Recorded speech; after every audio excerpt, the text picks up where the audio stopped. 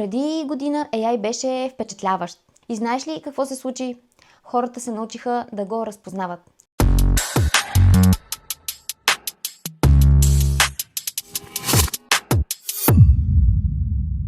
Аз съм Ели, имам собствен бизнес от 9 години и работя с текстове, с хора и бизнес съдържание всеки ден. И ако някога си се чудил дали хората разпознават AI текстове, отговорът е да. И то много по-бързо, отколкото си мислиш. Ставаме все по-добри в това. В видеото ще ти покажа най-ясните сигнали, че един текст е писан от AI. Не ме разбери погрешно, няма нищо лошо в това, но нека все пак да запазим идентичността си. Ако теми като подбор на персонал, личен бранд, автентичност и съдържание с доверие са ти важни, абонирай се за новия ми канал. Защо използването на AI вече е проблем? Преди година AI беше впечатляващ, ChatGPT. Днес е навсякъде. LinkedIn, постове, имейли, мотивационни писма, различни статии. И знаеш ли какво се случи? Хората се научиха да го разпознават. И това ги дразни. Когато усетят, че текстът не е истински, доверието пада, интересът пада и е възможно сделки да се провалят. Повторяеми фрази. Първият и най-лесен сигнал. AI обича едни и същи фрази. Ако често виждаш, важно е да се отбележи или нека се потопим в нещо, въз основа на предоставената информация. Такъв тип фрази, това не е стил, а шаблон. HR менеджери виждат това в мотивационните писма всеки ден и не, това определено не помага на кандидата. Кухо съдържание. AI работи с предсказуем текст. Да, обучаваме го да пише като нас, но проблемът е, че повечето текстове онлайн са скучни. Той взима оттам. AI просто ги обобщава още веднъж. И резултатът е много думи, нула смисъл. Може би сте го забелязали. Четеш и просто нищо не остава. Липса на първо лице. AI избягва да говори в първо лице. Дори когато го използва, просто звученето е странно.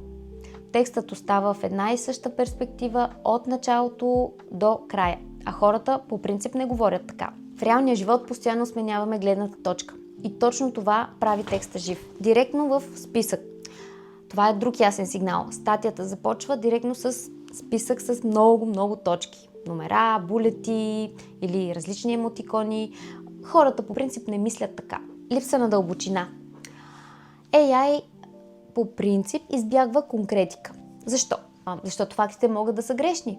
Звучиш по-човешки, когато използваш имена на хора, които познаваш, числа, конкретни ситуации, лични истории, малко хумор. Това е зоната, в която AI избягва да навлиза. Перфектен текст. Знаеш ли кое вече е знак, че си човек? Правописна грешка. В AI, като под AI, визирам ChatGPT и подобни на него, почти няма такива и текстът става прекалено стерилен.